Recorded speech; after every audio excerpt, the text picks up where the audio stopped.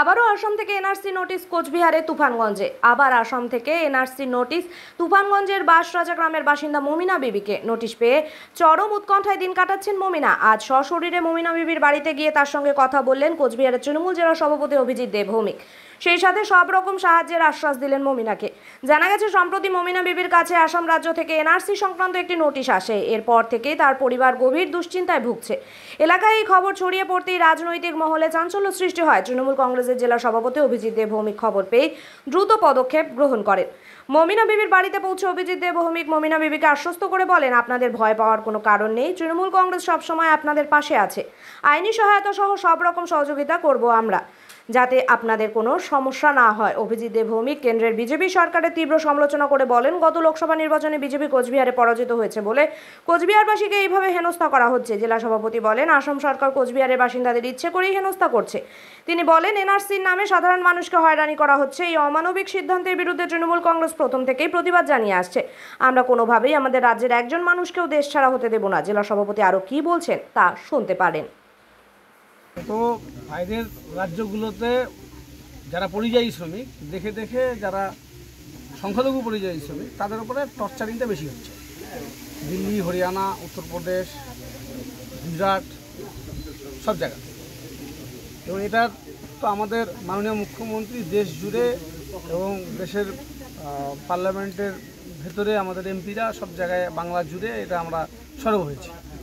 কুচবিহারকে আসামকে দিয়ে টার্গেট করা হচ্ছে। আসামের হেমন্ত বিশ্ব শর্মা দায়িত্ব নিয়েছে কুচবিহারে, উনি করাচ্ছেন, কিন্তু ওনার কোনো লাভ হবে না। কেউ আর আপনার নোটিশ পেয়ে যাবেও না, সাড়াও দেবে না। বাংলার বিষয়টা বাংলা দেখবে। এটা ফেডারেল স্ট্রাকচার, আপনি অমান্য করতে পারবেন না। এই যে বিরোধীরা বারবার বলছে যে সবার কাছে নোটিশ যাচ্ছে না, যারা আসামে ছিলেন তাদের কাছেই একমাত্র নোটিশ যাচ্ছে। হ্যাঁ, আসাম তো বাংলাদেশ না, আসামে গেলে নোটিশ আসবে কেন? এই যে ভদ্রমহিলা মমিনা বিবি আসামে 18 বছর বয়সে বিয়ে হয়ে গিয়েছিল এবং তার ফার্স্ট ম্যারেজ 18 বছর বয়সে হয়েছিল। 1 বছর তিনি সংসার করেছেন। তারপরে উনি আবার বাড়িতে ফিরে আসেন, তুফানগঞ্জের শালবাড়ি। এখানে উনি সংসার করছেন।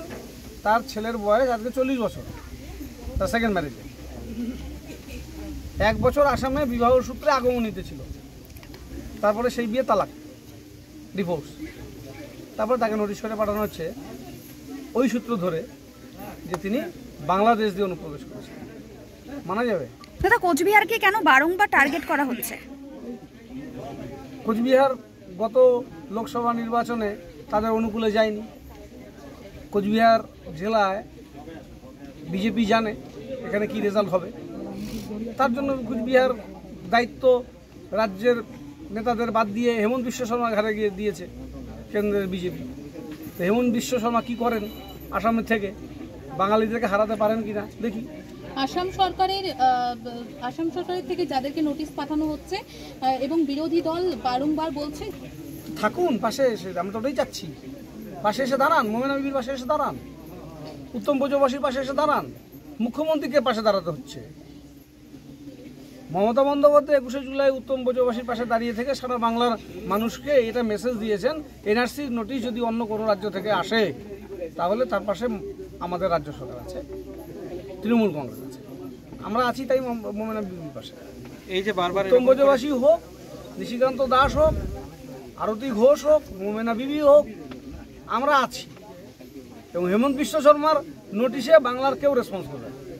দাদা, এই যে ভাষা আন্দোলনে জোড়াইমোড়ে এত বড় একটা অনুষ্ঠানের পরেও বারবার এইভাবে নোটিশ আসছে, মানে বাংলার বাসিন্দাদের, আজকে একজন তারপরে আরেকজন, এটা বুঝতে সময় লাগবে। আসাম সরকারকে বুঝতে সময় লাগবে যে আসামে ফার্স্ট ল্যাঙ্গুয়েজ একটা সময় বাংলা ছিল, সেটা ওরা অনেকে ভুলে গেছেন। 1961-র পরিবেশ হেমন্ত বিশ্ব শর্মা আবার আসামে আনতে চাইছে। সেটা বিচ্ছিন্নভাবে হয়েছিল। এখন রাষ্ট্রীয়ভাবে যদি সরকার ইনসিস্ট করে এই ধরনের বিষয়গুলো, এটা খুব লজ্জাজনক ব্যাপার। হেমন্ত বিশ্ব শর্মা ওখানে পক্ষান্তরে বাঙালি খেদা শুরু করেছেন, এটা মেনে নেওয়া যাবে না। এর বিরুদ্ধে কি আন্দোলন হবে? অবশ্যই হবে। আন্দোলন তো চলছে, আমরা তো আন্দোলনের মধ্যেই আছি। এনআরসি বিরোধী আন্দোলন আমাদের চলবে। সামনেই 26-এর নির্বাচন এবং দেখা গিয়েছিল যে 21-এর হার যে গ্রাম পঞ্চায়েতে দাঁড়িয়েছেন সেটা বিজেপি পরিচালিত, তো এই আন্দোলনটা কি এখান থেকে শুরু হবে বা কিছু বার্তা? আন্দোলন তো আমাদের শুরু হয়ে গেছে। আমরা চাই যে শালবাড়ির মানুষ, শালবাড়ি অঞ্চলের মানুষ এই আন্দোলনে আমাদের সঙ্গে সঙ্গ দিক, কারণ এখানে শুধু মাইনরিটিস বলে কথা নয়। উত্তম ব্রজবাসী রাজবংশী ছেলে, ঋষিকান্ত দাস রিফিউজি পরিবারের ছেলে, তাদের কাছে এসছে নোটিশ। কাজে এখানে কাস্ট ক্রিজ দেখে আর কোনো লাভ নেই। বাঙালিকে টার্গেট করা হয়েছে এনআরসি দিয়ে হেগেল করার, যার ফলে আমাদের সবাইকে জাগতে হবে, কোনো উপায় নেই। যে যার বাড়ির লোক হয়তো এখানে বিজেপি করে, তার বাড়ির কোনো সদস্য হয়তো পরিযায়ী শ্রমিক হয়ে বাইরে কাজ করছে, সেও তো টর্চার হচ্ছে। তা তাকে সে বুঝতে পারছে না, তার আত্মীয়র কাছে খবর আসেনি যে আমার আত্মীয় ওখানে টর্চার হচ্ছে বাঙালি বলে। সে বিজেপি করতে পারে, তার কাছে তো মেসেজ এসছে এটা, যে তার বাড়ির পরিবার যে পরিযায়ী শ্রমিক হয়ে কাজ করছে বাইরে হরিয়ানায়, সে তো সেফ না। দিল্লিতে তো তার বাড়ির নলের লাইন কেটে দিয়েছে জলের, তার বাড়ি ইলেকট্রিক কানেকশন কেটে দিয়েছে, সে তো খবর পাচ্ছে। শুধু ধর্ম দিয়ে তো হচ্ছে না এটা।